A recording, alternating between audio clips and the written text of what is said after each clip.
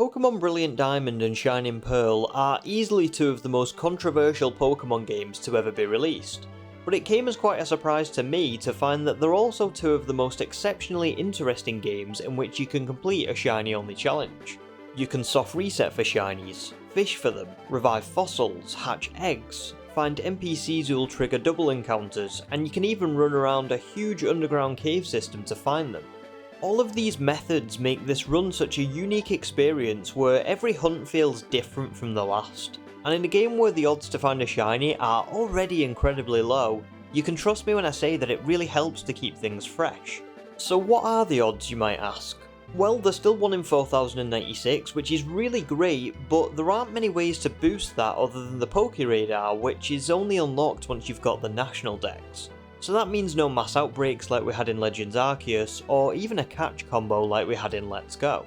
But more specifically, this game follows the older format of Pokemon where they don't appear as a shiny in the overworld, or appear in the overworld at all in most instances, so as you can imagine it takes way longer to find them. You might be able to see 100 Pokemon in a single minute in Pokemon Scarlet, and you don't even need to start the battle animation because they do appear as a shiny in the overworld in that game. But in Brilliant Diamond you'll only see about 3 Pokemon in a whole minute. The difference is crazy. We'll talk more about the specifics later in the video, but all of that was mainly just to say that you can all rest easy because this challenge was recorded on a regular copy of the game, so no alterations were made to the odds of finding a shiny Pokemon. Yeah, this one's going to be brutal. So with that in mind, please enjoy Pokemon Brilliant Diamond, but I can only use shinies. We start our journey in October of 2023 with an ominous report on the television about a red Gyarados, which is a very fitting way to start a shiny only challenge and perhaps the greatest piece of foreshadowing a Pokemon video has ever opened with. Perhaps. And we also picked up an Azure Flute. I don't need a flute. Let's just get rid of that. Please don't throw things into your local lake because of this video. But seriously, we do need to head to the lake with our friend and soon-to-be rival in this game, Barry. He got all inspired by the TV report despite seeing that even a full exploration team couldn't find these rare Pokemon, which really does tell you all you need to know about his personality. For us, it actually is the place where we can find an extremely rare Pokemon because it's where you'll receive your starter Pokemon in BDSP. And for the first time in one of my shiny only challenges, these aren't shiny locked. Hallelujah. Now unfortunately this is one of the longest shiny hunts in all of existence, purely because of how long a single reset takes. So here's how it works. You'll be able to see that I'm saving before we go through the entrance to the lake, and that's because from the moment we enter, a cutscene will play all the way to the moment we receive our starter Pokemon and can see if it's a shiny. So there's no saving once that triggers, and you can only reset from before that point, which is outside of the lake's entrance. Each reset, which includes the load time of the game and the cutscene all the way up to the starter appearing in battle, takes 1 minute and 30 seconds. Just process that for a second. That means that in an hour of resetting, you'll only see approximately 40 starter Pokemon. Assuming it does take around 4096 encounters, which is the full odds, it would take 102.4 hours to find. That is double the amount of time it took me to complete an entire Let's Go Pikachu or Legends Arceus shiny only challenge, and it doesn't even account for going over odds, which is just mind-boggling. On the bright side, I've always loved the Chimchar line, so I figured that this would be more than worth it to find a Pokemon that I've adored since I was 11 years old. So how long do you think it took me to find my shiny Chimchar? 20 hours? 50 hours? 100 hours? More? How about 5? Seriously? At only 99 soft resets, I found my shiny Chimchar on the very same day that I started this challenge. And listen, I've had some real good luck in these shiny only challenges, like the Alpha Electivire at full odds in Legends Arceus, or the Roaring Moon in Scarlet after only 1 shiny sandwich, but this one wins by a country mile. I just want to reiterate again that I record these videos on an Elgato using a regular copy of the game, so this was a fluke of ridiculous proportions. Not to mention that he's also got a plus speed nature, which is really going to come in handy later in the run, so this was unreal. When we arrived in Sandgem Town, we nicknamed him Cassian, received our Pokédex, and carried on all the way to Jubilife City, where we answered some questions from a few clowns and picked up a Pokétch. Man, the Pokétch really hasn't translated well to the Switch when it's not in handheld mode.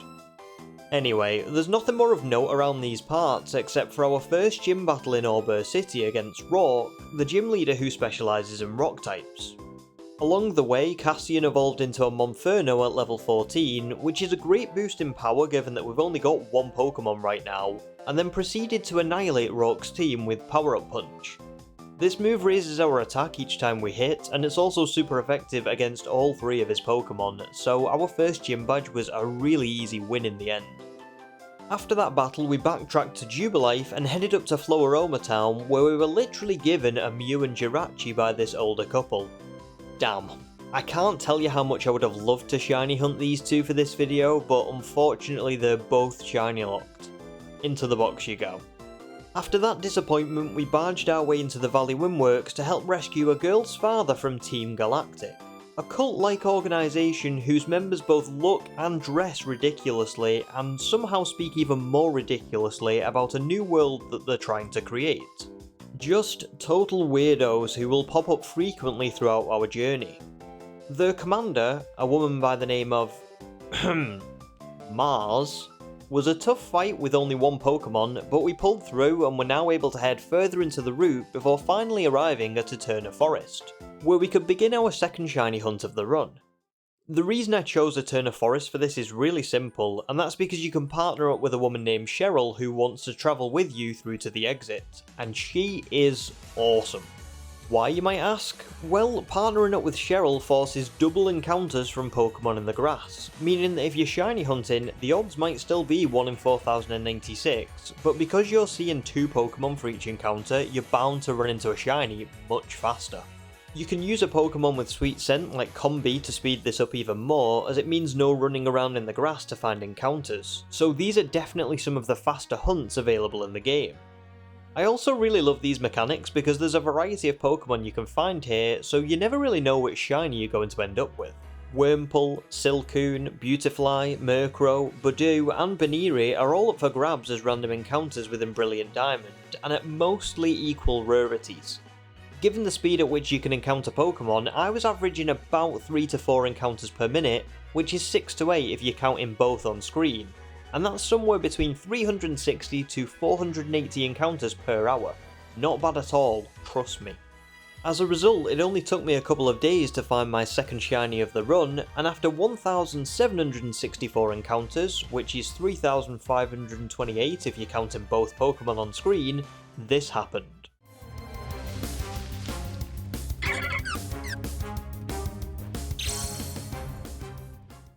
This is a great find because not only does Shiny Roserade look really cool, but it's also got some amazing base stats and a good move pool. After stuffing it into a Premier Ball, we just had to hope for a good nature and... Adamant is not what we wanted to see. It literally raises its worst stat and lowers its best stat. Oh well. Hera makes for a good team member for now, and we'll just have to see what else we find along the way. Now that we had 2 team members, it was time to continue onwards through the forest and say goodbye to Cheryl before entering Eterna City, where our second gym badge could be obtained. Gardenia was, as you can imagine, as much of a pushover as Rourke, given the fact that she specialises in grass-type Pokemon and we have a Monferno. A couple of power-up punches took out Cherubi and raised our attack before a single Flame Wheel took down her Turtwig and then her Roserade, with Cassian remaining at half HP by the end of the battle. A super easy battle for our second gym badge. Before we leave Eterna City though, there's a few more things we can do. First of all, we head to the Team Galactic building and bump into Cynthia for the first time, who I'm already terrified of, even if she is super nice. We then head inside to annihilate anyone in our path on the way to Commander Jupiter before resolving this delicate hostage situation by bursting in and confronting her head on, which doesn't seem like a very good way to resolve hostage situations in any world, fictional or not, but it seems to work. In fact, it works so well that Jupiter literally gives away vital information about their future plans, which is something that Team Galactic have a real problem with.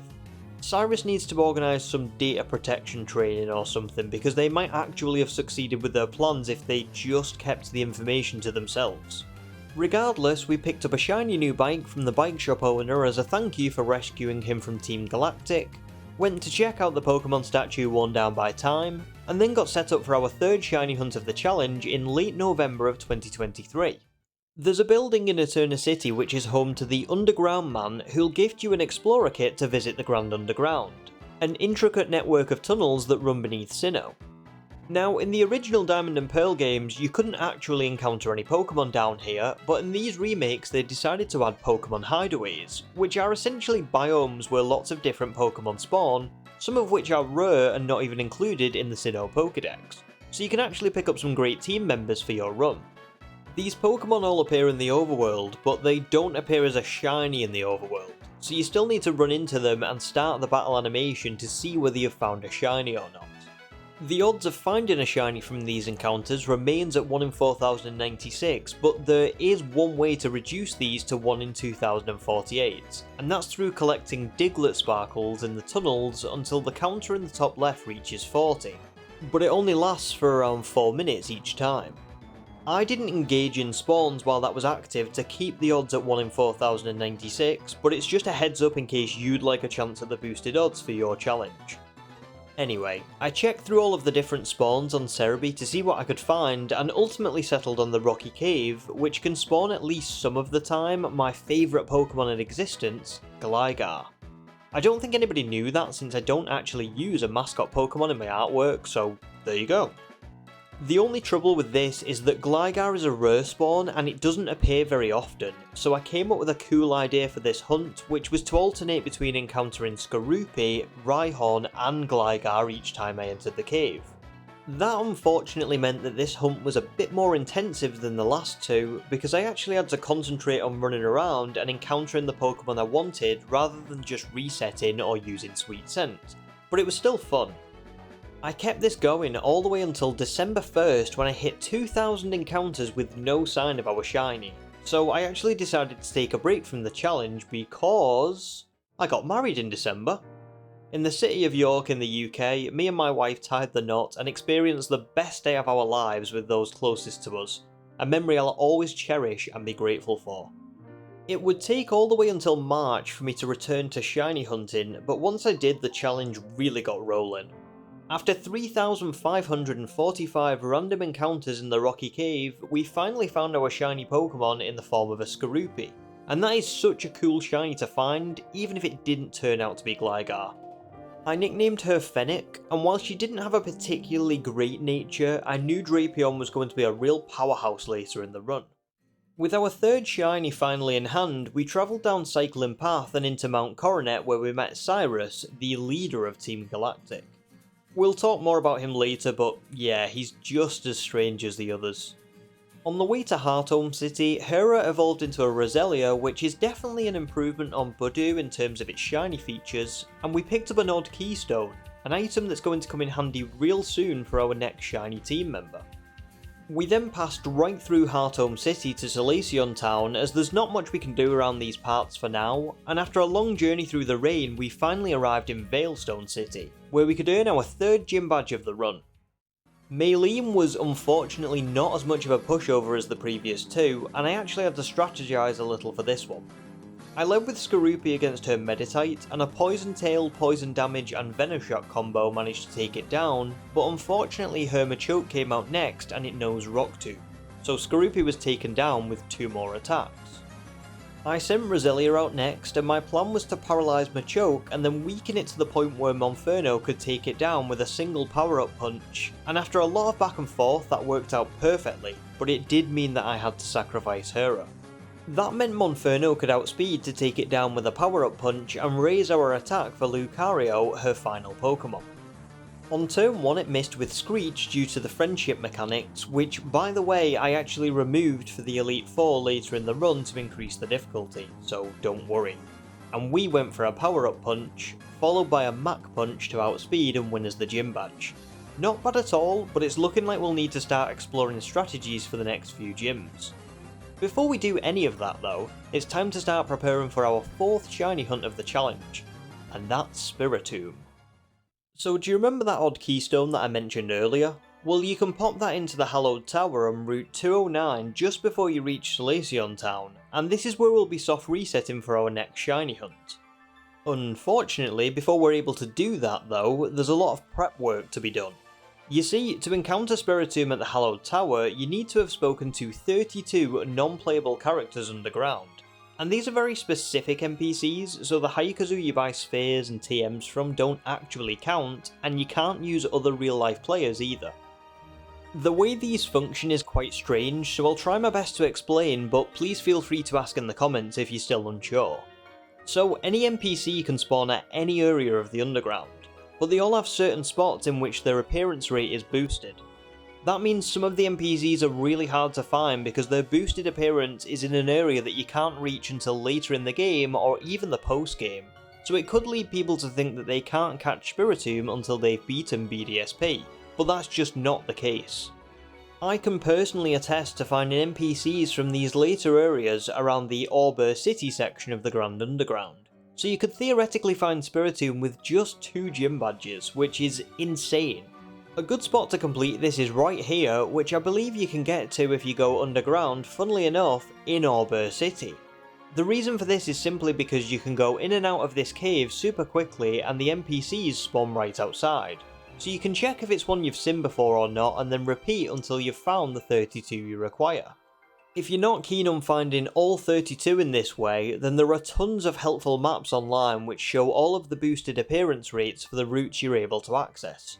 But if you want to do this without exploring the whole underground, then I can confirm it'll work just fine in this spot. Either way, I would strongly encourage making a list of the names of NPCs you've found because it's so easy to lose track and you don't want to be duplicating work for yourself. This took me 10 hours to do, even with keeping track, so it's no quick task. So with all that done, we can now head above ground, save in front of the Hallowed Tower, and then interact with it to see if we found a shiny Spiritomb. And then it's a really simple task of just soft resetting until we get one. Thankfully, under odds, and after 3015 long soft resets, this happened.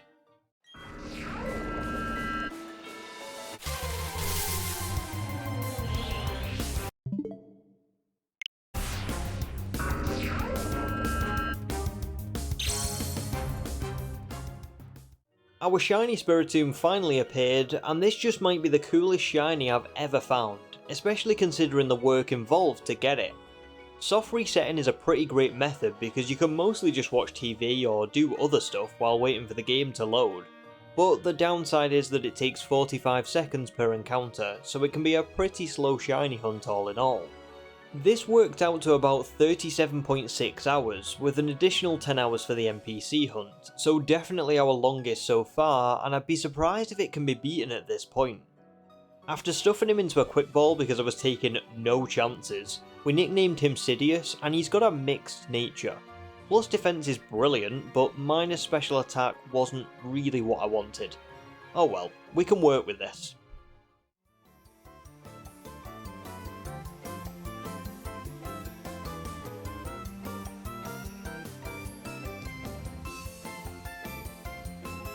Sometimes something is so much of comedy gold that even a comedian can't make use of it, okay? It's rare, but this is one of those times. After that rush of adrenaline, it was time to head straight to Pastoria City for our next gym battle against Crash Awake, a gym leader who specialises in the water type. And I was initially a bit worried about this battle, but it actually went surprisingly well. I led with Spiritomb against his Gyarados and a couple of shockwaves took it down, but Sidious wasn't looking too good, so when Quagsire entered the field, I swapped out into Roselia.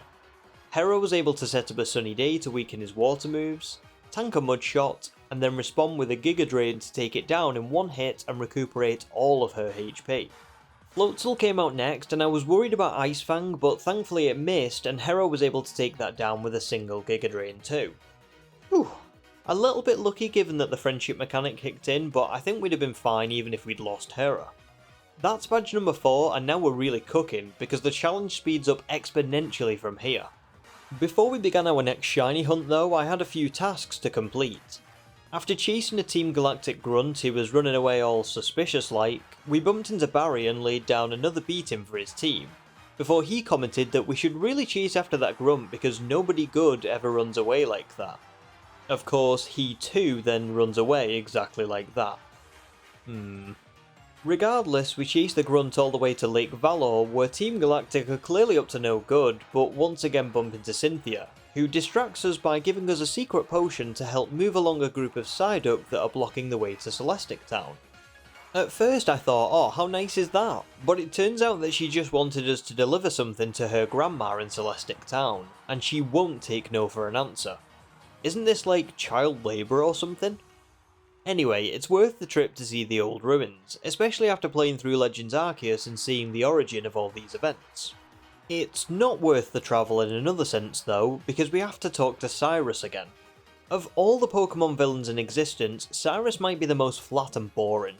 He's not got some unique ideals like Archie and Maxie, and he's not the fun kind of evil like Ghetsis. He's just plain boring. I think Lysander falls into this category too. Regardless, with that little trip done and dusted, we could now get back to shiny hunting, but I've got a little disclaimer for this next hunt before we go into it, so please hear me out before you decide to stop watching the video. So I originally wanted this video to be a sort of badge quest, but I also really wanted to try out Masuda method hunting, because this is one of the few ways in which you can actually lower the odds in this game. But I knew that if I included a Masuda method hunt within my 8 Pokemon for the badge quest, people would understandably be frustrated. So what I instead did was add on an additional full odd shiny before the Elite Four, taking my total to 9. So all of that is to say that my next hunt is a Masuda method hunt, but please bear with me because I make up for that after our final gym badge with another full odds hunt. So if anything, this is just a bonus shiny. If you've never heard of Masuda method shiny hunting and you're wondering what I'm talking about, it's basically where you take 2 Pokemon of differing languages and you put them in the daycare together, which in this game is located in Solaceon Town. They'll then breed to produce eggs that you can hatch, and by doing this with different languages, you can lower the odds of encountering a shiny in one of the eggs from 1 in 4096 all the way down to 1 in 682.7, and that's before the shiny charm, which is a huge improvement in this game specifically. So, now that we've figured out the method, all I had to do was decide on which Pokemon I wanted to hunt. I had all kinds of ideas for this, but I settled on asking my wife to give me a list of the Pokemon she liked best, and then picked out what I wanted from that. And the winner is... Aipom! I've always had a soft spot for this Pokemon ever since I saw it in the anime, so we caught one in the underground and immediately got to work on hatching them. If you're doing this challenge, make sure to have a Pokemon with the ability Flame Body in the party so you can hatch eggs twice as fast, because it makes a world of difference. This hunt already takes a bit more concentration than the others because you need to keep regularly swapping eggs out and cycling around, so you want it to go as fast as possible. In my case, it was ridiculously fast. Considering the massively lowered odds are 1 in 682.7, I was even more surprised and happy to see my shiny Aipom pop out at only 155 eggs.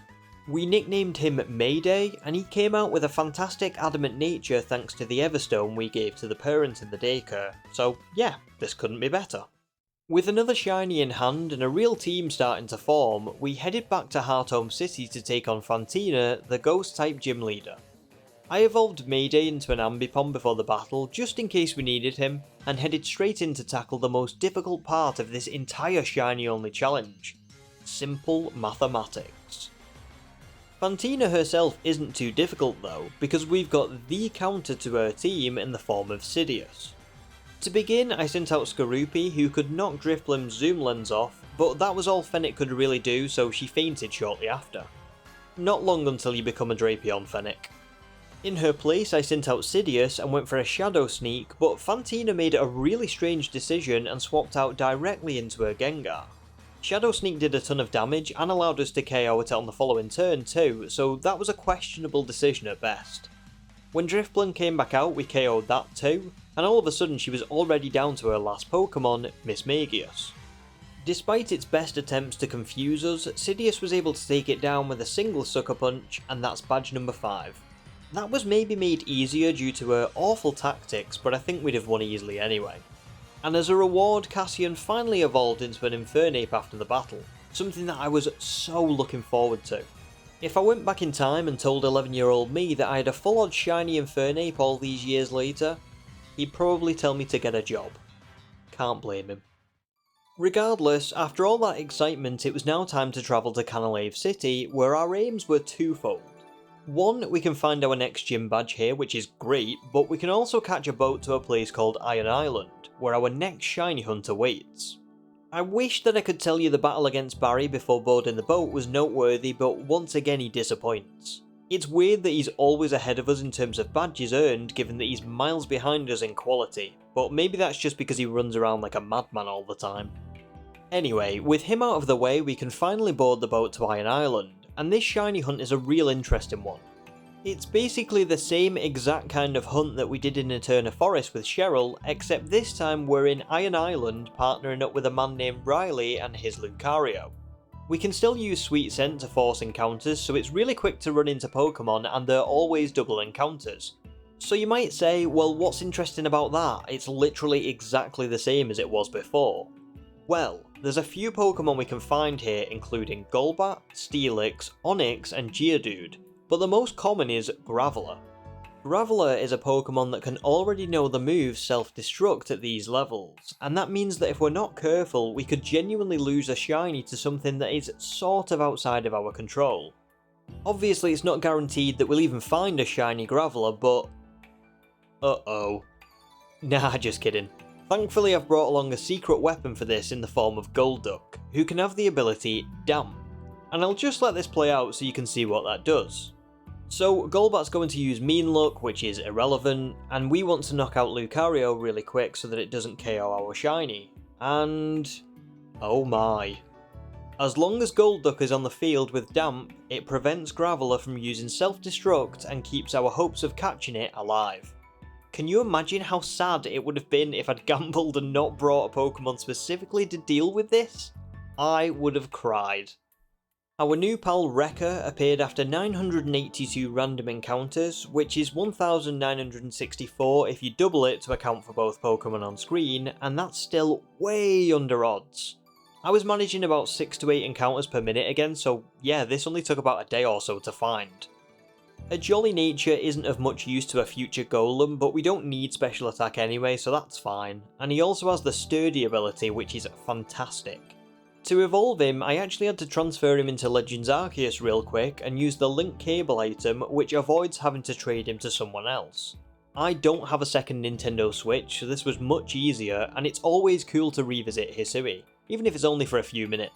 With a full team of shinies for the very first time, we battled our way out of the cave and were able to catch the boat back to Canalave City to earn our 6th gym badge against Byron, the gym leader who uses Steel-type Pokemon. Byron was absolutely a pushover, but in the most entertaining way. I led with Infernape against his Bronzor, and the first thing I did was set up a Stealth Rock, which you'll see in action for his next 2 Pokemon. I could have KO'd his Bronzor really quickly, but it set up a Trick Room, so I had to stall that out with some Bulk Ups, and as soon as that ended, Cassian obliterated it with one Flamethrower. Steelix came in next, and here's why we set up that Stealth Rock, because of its ability, Sturdy. Usually any move that would knock them out in one hit from full health will instead leave them at 1 HP, but Stealth Rock makes them take some damage upon entry, which ruins that. As a result, Cassian's close combat took it down in 1 hit, and now he was down to his last Pokemon, Bastiodon. Unfortunately for Byron, this also has the Sturdy ability, so it took damage from the Stealth Rock on entry, and a single 4x super effective close combat was able to take it down. That's badge number 6, and what a fun way to earn a gym badge that was. And what better way to celebrate a flawless victory than to head to the local library to accept some more child labour. This time from the Professor, because Cynthia only shows up when everything's going well or when she needs her shopping picking up. Ironically, the Professor wants us to visit the 3 Lakes of Sinnoh at the exact same time as Team Galactic decides to blow up Lake Valor. Huh.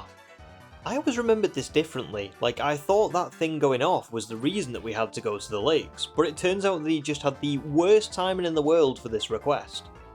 So even though an entire lake has been destroyed, and I'm pretty sure that anyone could work out Team Galactic, a criminal organisation, are responsible for this, Rome wants us to split up and go and investigate the lakes. Dude, I'm supposed to be 10 years old in this game. If I die, you are in serious trouble. Then again, there are no police, or gym leaders, or even Elite Four members around to stop Team Galactic, so I guess there'll be no one to arrest the Professor for his negligence either. Anyway, before we headed off to the lake, I decided to commit to the EV grind as I knew that we'd need it for the Elite Four, and we're not too far away from them now. Most of them are predictable, but I did swap Cassian to a special attacker instead, because we've just got way too many physical attackers at this point. As a result, we absolutely demolished Commander Saturn at Lake Valor, and because he spilled the beans on their plan, it's pretty obvious that I need to go to Lake Verity next to help out Dawn and the Professor. Seriously, what is it with these guys and revealing their plans? So it's off to Lake Verity, where we had to battle through some of the Team Galactic grunts to reach Dawn, and... awesome. This is such a huge boost in power for Fennec, but it's also a fantastic shiny. I used to have mixed feelings on Drapion's shiny because I didn't think it looked too different to its regular form, but I actually love it now because I think the tint of red just makes it look so much cooler than the outright purple. I decided to use her against Mars, and yeah, she swept her entire team. I knew she was going to become a powerhouse one day. After the battle, the Professor celebrates the fact that miraculously, none of the children in his care suffered at the hands of a criminal organisation, before remembering that Barry is still out there somewhere. So you know what that means, don't you? We've got to go after him. I hate you, Rowan. Before we trek on up to Lake Acuity and Snowpoint City though, it's time to find our 7th shiny Pokemon of the challenge, and for this one I wanted to attempt something really special. In these games there's a Pokemon by the name of Feebas, and it's honestly one of the rarest shiny hunts you can do, purely because of how hard it is to just find Feebas. So there's a section of water that you can fish in which is located in the basement floor of Mount Coronet, and it's huge, right? Easily spanning hundreds of tiles. But Feebas can only be found in 4 of these tiles each day at only a 50% encounter rate. And even worse, the tiles in which it can be found also change every day. That means it's more than just a game of patience where you know you'll eventually find it, because it could take you a full day just to find one of the tiles it's in for that day before even attempting to shiny hunt it. It's ludicrous. Thankfully, there's sort of a way around this, and it involves playing the lottery in Jubilife City. You'll need 2 days of lotto numbers to get this to work in recent updates, but you can basically take your 2 numbers and put them into this website, and that will tell you where your tiles for Feebas are on that particular day. It is super convoluted, I know, but it really is the only way in which you can do this without driving yourself insane. I mean, seriously, why do they do this to us? Why can't we just have fun playing the game without having to put lottery numbers into an online guide just to have one day of finding a specific Pokemon? It's kind of ridiculous. And yeah, I know you can just Masuda method to hunt this, but come on, it shouldn't be this difficult. Anyway, because I really wanted to maximise my time for this hunt, I used the Good Rod and I had a Machop with no guard at the head of my party to make sure that every time we fished we'd get a bite. The only issue with this hunt that I couldn't control was, like I mentioned earlier, that Feebas is only encountered 50% of the time, and that means you could easily find a shiny Magikarp or a shiny Barboach instead. Well, after about a week of fishing, here's what I ended up with.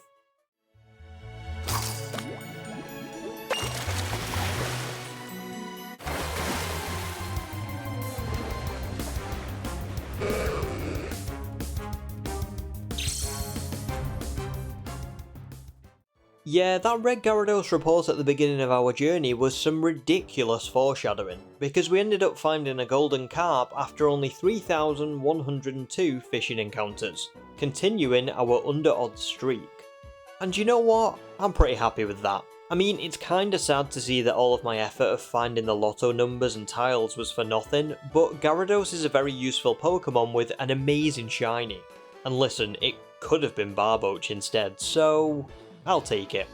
Merin had a neutral nature which I was really happy with, and after some EV training and a grind to level her up, she evolved into a lovely red Gyarados.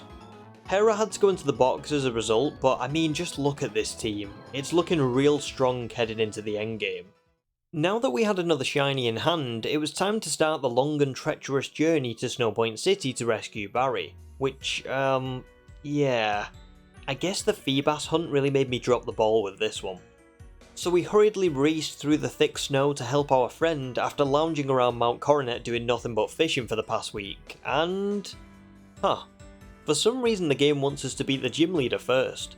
Has anyone else ever found the order in which you do these tasks to be really strange? Oh well. Candice is the 7th gym leader and she specialises in ice types, so I know what you're thinking, right? Another easy Cassian victory. Well, I thought that too, so I instead decided to give Fennec a chance given her recent evolution. I had her set up toxic spikes against Snova as a just in case, but I really didn't need them in the end. Felstinger took out Snova in just 2 hits, and when you take out an opponent with this move, your attack raises drastically. Like, that's literally what the game says. So when Sneasel came out, a single Felstinger brought that down too, and basically maxed out our attack, before Medicham entered the field and was also brought down in 1 hit, this time by a knockoff.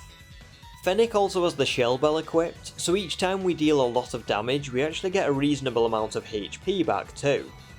Candice's final Pokemon is Abomasnow, and now that we had a ridiculously boosted attack stat, 1 super effective Cross Poison was enough to take it down and win us the gym badge. And trust me, that crit did not matter. I know Candice's team isn't the strongest, but I think that battle sufficiently displays how awesome Fennec has become. Listen, Starlight Express, I'm gonna give you a 9.6 for technique, 0.0 for choice of victim. I'm a lawyer. So what's next? Well, before we go and find our 8th shiny, we need to wrap up the Team Galactic storyline, starting by finally being able to check in on Barry at Lake Acuity, who's actually just lost to Jupiter of all people. Of course, despite winning, she still tells us where we'd need to head if we wanted to stop their plans, because that's apparently rule number 1 in the Team Galactic handbook, but whatever. Barry goes off to do some soul searching, so it looks like we're on our own for the Veilstone HQ, but when I burst in there with a huge red Gyarados, they're not gonna know what. Oh, come on. Anyway, after fighting our way through the HQ and reaching Cyrus, we get to see perhaps the most ridiculous fumble even by Team Galactic standards, and it comes straight from the man himself. No wonder these guys are useless. Rekka swept Cyrus's team with no issues, but the battle's not what I'm referring to. It's what comes after, because Cyrus goes off on this little tangent about how strong and courageous we were to come alone, and as a sign of recognition, decides to give us a Master Ball. Okay, but wouldn't that be something really useful for like capturing and controlling a legendary Pokemon to make your new world with? He says he has no need for it because he doesn't use Pokemon as tools, but all of his other Pokemon are in Pokeballs, and why would you care whether you need to use a Master Ball to create the new world or not if it works? But let's play devil's advocate and say that the Master Ball would only work for capturing or calming Dialga, and it wouldn't be enough to get it to create this new world. Fine. Well, he also captured the Lake Trio to craft something called a Red Chain, which definitely can be used to control Dialga and Palkia, but is then perfectly happy for us to let all 3 of them go. If these beings made this chain, it's not that far of a stretch to say that they could destroy it too, and given that you've held them captive and are clearly planning something evil, why on earth would you let them roam free again before your plan is complete? Even Saturn remarks that he doesn't understand why his boss would do this, and neither do I. He's not into sentimentality or emotions, so it's just a really strange decision, but whatever. I'm sure that the Lake Trio won't show up later to destroy the Red Chain and ruin his dream of a new world or anything like that. Saturn himself is no common sense artist though, and tells us where the boss is off to as per Team Galactic rules, so that means it's a long trek up Mount Coronet to finish this. Upon arrival, we get to see this awesome cutscene that I remember clear as day from the originals, with that stuff pouring out of Dialga and filling the Sinnoh sky.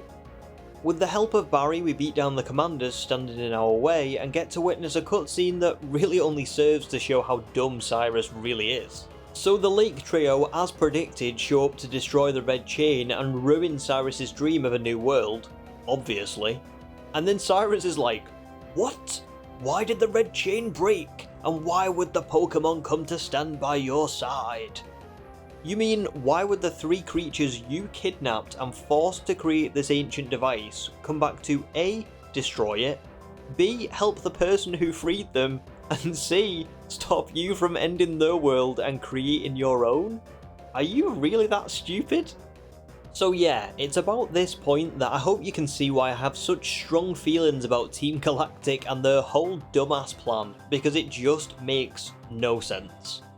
So we beat down the boss man with ease, and as we won't be shiny hunting Dialga in this run, we take that down too. Although I can't move past this battle without saying that I adore the backdrop here, and I kinda find it odd that we didn't get some special spear pillar backdrop for the Cyrus battle either. After defeating an entire criminal organisation and saving the world, Dawn remarks at how brave the professor was to travel all this way after I did literally everything. Thanks, Dawn.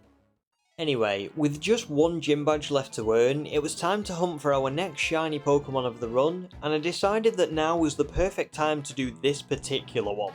So strangely enough, you can actually find all of the National Dex fossils in the Grand Underground before you earn your last gym badge. That means we can now revive Cranidos, Omanyte, Kabuto, Aerodactyl, Lileep and Anorith in Auber City, which is just so cool. With the exception of Cranidos, which you can find pretty much immediately in the Grand Underground, Cerebi lists these fossils as endgame, which is quite vague, but that actually means around this point in the game. I'm not sure exactly when these start to appear, but I know for sure that it works after you complete the events at Spear Pillar, given what you're about to see. So, first of all I had a bit of a hunt on my hands for the fossils themselves due to their rarity, which took about 4 hours or so, but that's all I'll need for the purposes of this shiny hunt. Once I found my last fossil in the form of an old amber for Aerodactyl, which was secretly the one that I actually wanted, I headed to this building in Auber City to start the hunt, as that's where you can revive fossils. You can speak to this man at the counter who'll take your fossil, and after heading outside and then back in again, you'll receive the Pokemon. The really handy part of this is that if the Pokemon is shiny, it will show on this screen, so you won't have to check all 6 each time you've finished. Now, obviously each time you hand in a fossil, it's gone from your inventory, so you don't want to hand in all of your fossils and then go digging for more and then hand those in, because that would just take a ridiculous amount of time. Instead, all you want to do is hand in your first fossil and go outside, and then come back inside, but don't speak to him to receive that fossil. Instead, go right up to the desk and hit save, and then you've got a reset point if you hand all of them in with no luck. Once you've handed in all of your fossils, just soft reset the game and then start it up again and you can try all over again. It's a really nice easy hunt. And it's also a really fast one, because you can hand in around 180 fossils per hour. So in an 8-hour session I was managing nearly 1500 fossils, which is pretty wild for this game. So, after 2,978 fossils, and once again under odds by a good amount, our shiny appeared in the form of Anorith. Do you know what? When I was doing this hunt, Anorith was one of the 2 that I didn't really want, and I remember being kinda disappointed when it popped up. Not because Armaldo isn't a cool Pokemon, or because it's got a bad shiny, but just because I really wanted Aerodactyl or Cradily. But having walked around the city a little bit with him and having seen how cute he was, this guy grew on me an insane amount, so I knew that I'd be taking Maul to the Pokemon League once we made it there. For now though, it was time to head onwards to Sunyshore City to earn our final gym badge. We found the disheartened gym leader Volkner in the lighthouse and assured him that he could finally cheer up, because we were about to wipe the floor with him. So here's how the final gym battle played out. I led with Ambipom and he led with Raichu. A single dual chop managed to take it down without static activating, which was lucky, but I'd attached a Cherry Berry anyway. When his Ambipom came out, I decided to U-turn into Spiritomb, and that's because I wanted to set up a little in anticipation of his Octillery. Sidious managed to use Nasty Plot and keep a great amount of HP with leftovers before taking it down with a Shockwave. When Octillery came out, it tried to lower our accuracy with Octazooka, but Shockwave ignores accuracy checks anyway, so it too went down to the Force Lightning. God, I did not plan these nicknames and movesets, but that one in particular is perfect. Now, when he sent out Luxray, I thought it might be risky to swap straight into Golem just in case it used Iron Tail, so we went for a Memento, which means that Sidious does faint, but harshly lowers the opponent's attack in doing so. It also gave us a clean switch into Wrecker, and yeah, Luxray can't really do much with lowered attack to a Golem, so a single Earthquake took it down. That was a perfectly executed final gym battle, and with 8 badges in hand we could finally head off to the Pokemon League. Well, we could have done, but if you remember I said I'd do one more Full Odds hunt to make up for the Masuda method I tried out earlier, so that'll have to wait a little bit longer. Of all the hunts I've done so far, I could really only think of one that I wanted to try out again to preserve the variety of my team, and that was to do another Grand Underground hunt in the Pokemon Hideaways. At this point in the game we've unlocked so many more encounters than we had previously due to earning gym badges and picking up certain hidden moves, and there's a particular Pokemon Hideaway which I thought had the coolest variety of Pokemon on offer. Accessed somewhere near Snowpoint City, the Whiteout Cave can spawn Magnemite, Elekid, Munchlax, Sneasel, Swablu, Meditite, Snorunt, and a few more. Obviously the method is just the same as when we found Skorupi, and it's just to go in and out of the hideaway, encountering all the spawns that we're interested in. That means it's a pretty simple hunt, but I think the payoff will be huge given the challenge that awaits us in Cynthia. Anyway, the game must have realised that I was doing a nice thing by adding on this extra hunt to make up for the Masuda method, because after just 673 encounters, and yes that's still at the full odds of 1 in 4096, we found our shiny. To my absolute shock, Sneasel popped up after just a few hours of encounters, and this was fantastic news. Don't get me wrong, Snorlax, Altaria, Electivire, Magnezone or any of the others would all have been awesome for the Pokemon League, but Weavile in particular when we've got a specific challenge ahead of us in Cynthia's Garchomp is like poetry.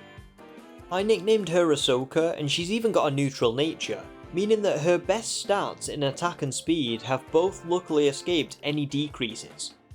She was going to be perfect, I just knew it. It was now the 24th of April 2024, and after a long journey we were finally ready to head to the Pokemon League and complete this challenge. Victory Road was a breeze. Along the way Maul evolved into a beastly Armaldo, and we also picked up a Razor Claw to evolve Ahsoka into a Weavile. I then levelled the whole team up to level 60, and here you'll be able to see who we decided to take with us. Oh, and I also used the bitter medicine items as promised to remove any friendship mechanics from our Pokemon for the final battles. That's great news because whilst I have painstakingly perfected the EVs on every Pokemon here, so have the Elite Four and Cynthia. And this is one of the rare wins for BDSP, because if you can remove the friendship mechanics, the difficulty level is actually kind of there for once in the main story section of a Pokemon game. All of the Pokemon in this league have max EVs with competitive movesets and some pretty great held items. And just in case you haven't been able to tell, I'm not allowed to use items in battle like potions and full heals, but they most certainly are.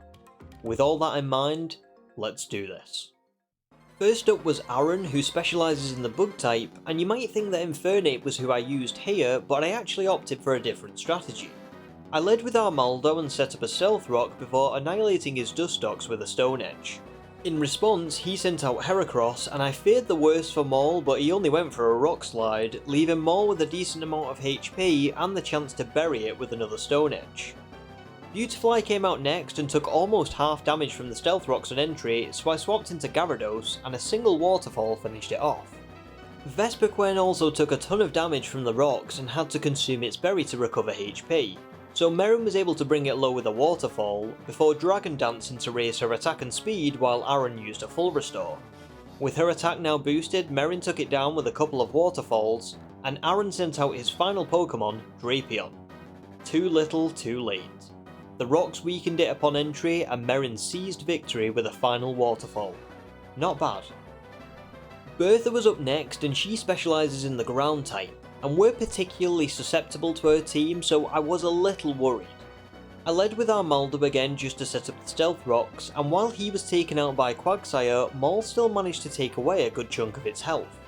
That meant Weavile could come in next, but just as she was about to deal the killing blow, Bertha swapped into Sudowoodo. Not ideal, but it's okay because a Night Slash followed by a Brick Break was all it took to take that down. Unfortunately though, Golem was up next. I couldn't swap out into anything, so I had to let Ahsoka get some chip damage in with Brick Break and then feint to a Stone Edge. I then sent Gyarados out for an easy KO and a single Waterfall finished it off. Whiscash was up next and it really couldn't do much to Merrin, so despite Bertha's stalling tactics with full restores, a few crunches finished it off, and then her Quagsire finally met the same fate when it came in. Now she only had Hippowdon left, and yeah, while she was able to get off another attack, it wasn't quite enough, so we were able to take it down with another couple of Waterfalls and get the win. That's 2 battles now where Merrin has shone, both literally and figuratively. The excitement doesn't stop there though, as Flint, and I'm being real generous in saying this here, the Fire-type specialist was up next.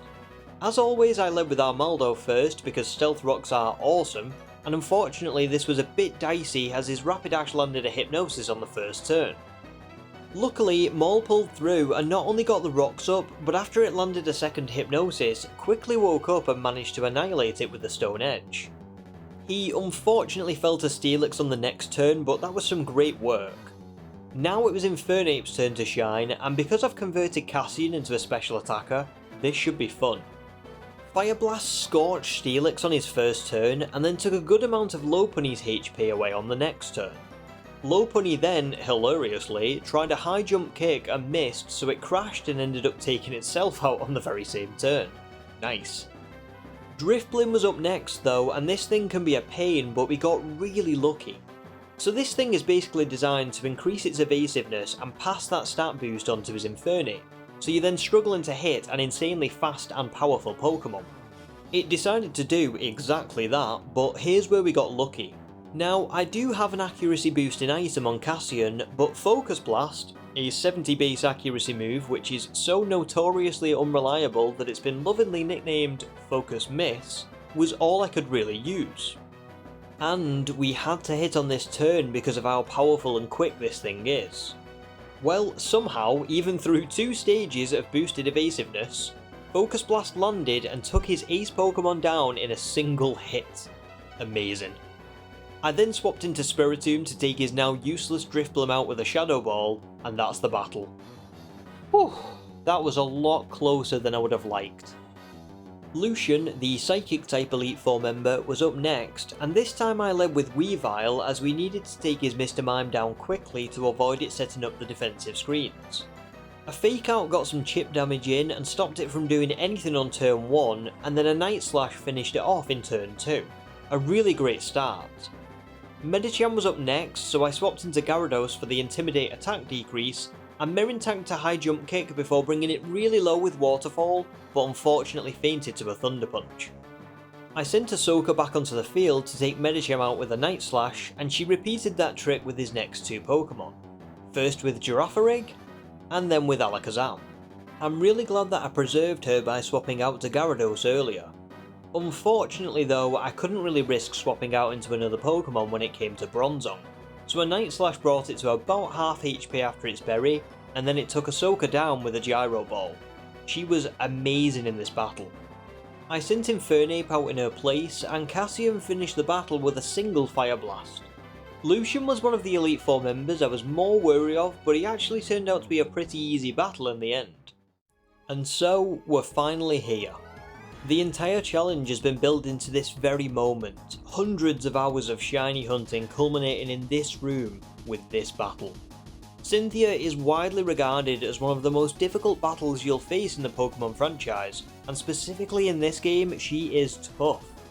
But we've got this. She led with Spiritomb and I sent out Maul to try and remove this thing from the field immediately, but after our first Stone Edge triggered its berry, she decided to switch into Gastrodon. That's unfortunate. Stone Edge did more damage to it than I thought it would, and he also managed to use X-Scissor to bring it below half HP, but unfortunately an already weakened Maul then went down to a Scald. It may not look like much, but him weakening 2 of her Pokemon goes a long way in this battle, trust me.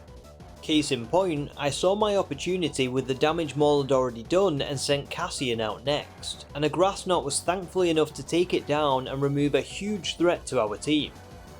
Spiritomb came out in its place, and I thought for a while about this one, but ultimately decided on Fennec to battle this one out, and I'm so glad that I did.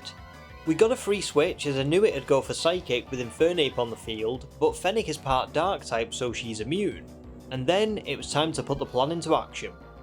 There was a lot of back and forth here, so I won't go turn by turn, but we basically wanted to use Toxic to whittle this thing down and ensure that it fainted even if Fennec couldn't take it down herself, while using Acupressure to boost our own stats. Acupressure is a bit luck based as it randomly boosts any stat by 2 stages, but I knew that if we got an attack, speed or special defense boost it'd be really useful, so it was worth a go, especially as an increase to speed would help us with her next Pokemon. We got a few good boosts, none in speed unfortunately, but more importantly, between poison damage from Toxic and our own HP recovery through the Shell Bell, Fennec just managed to hang on to take this nuisance down. Milotic was up next, and I thought we might be able to outspeed it, but apparently not, so Fennec went down to a Scald. A real shame, but Spiritomb could have been a problem for anyone else, so I'm really happy that she won that bout. We sent Sidious out in her place, and my only hope here was for him to whittle this thing down as much as he possibly could. A couple of Shadow Balls and its own burn damage brought it to just below half HP, but unfortunately it was way too strong for Sidious and he went down on the following turn. This was getting dicey. I really only had one option left to deal with Milotic without ruining my plan for her other Pokemon, and that was Cassian, who is obviously very weak to it. What played out next was perhaps even more lucky than the 99 soft resets that we found Cassian in, which is somewhat poetic. He came onto the field, and for some reason I knew Milotic was going to use Recover, so my only choice was to go for a nasty plot to raise our special attack, while hoping that it wouldn't attack him. Thankfully, as predicted, it did use Recover, so on the following turn I had to just go for it and gamble with Grass Knot. Cassian attacked, and... oh no. With just a fraction of its HP left, Milotic went for Scald, and I watched the HP tick all the way down to 1. Somehow, Cassian survived on a single hit point, and no, that is not the friendship mechanic. Note the absence of any text that says, Cassian toughed it out so you wouldn't feel sad. That is a genuine 1 HP survival.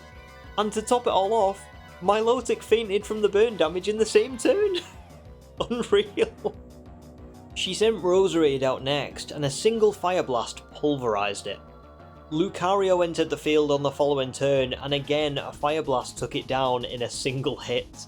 My god, from 1 HP to 3 knockouts in a matter of moments, you can't write it. But I think we all know what that means. Garchomp is Cynthia's final Pokemon, and this is the Pokemon to beat. I thought that we might outspeed with Cassian, but we didn't, as the King's Reign finally came to an end at the hand of Cynthia's ace. I sent Merin out next to lower its attack with Intimidate, but Garchomp went for a Swords Dance to raise it even higher.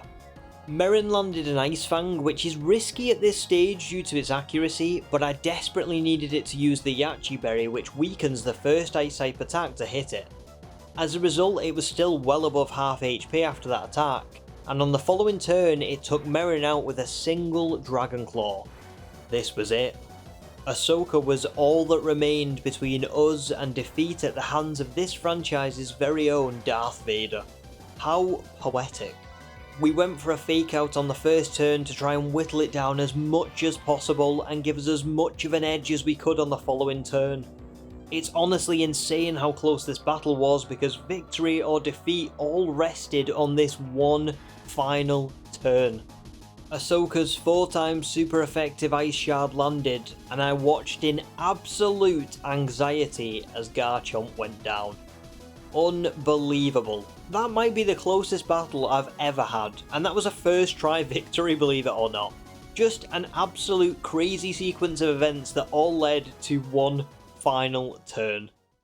With the team deservedly recorded in the Hall of Fame, let's take a look at some of the stats for this run. 145 hours was my official game time, but if you add on the shiny hunts that took place outside of that due to soft resets, like the Fossil Hunt and Spiritomb, that time becomes 202 hours. For context, that's about 4 times as long as my Let's Go and Legends Arceus challenges, and 2.5 times as long as my Scarlet challenge, which is wild. Thanks for watching. This was perhaps the most fun I've ever had in a Pokemon challenge, but it was definitely the most difficult one I've ever experienced. It's also a bittersweet feeling letting this one go because it was filmed during the most important moment of my life so far, and that's my wedding. I imagine I'll look back on this one in years to come with a certain fondness, and I can only hope you enjoyed watching it as much as I enjoyed making it. Anyway, hopefully we'll be back to a bit more of a regular upload schedule now that this behemoth is over with, so I'll see you shortly. Au revoir, Wayfarers.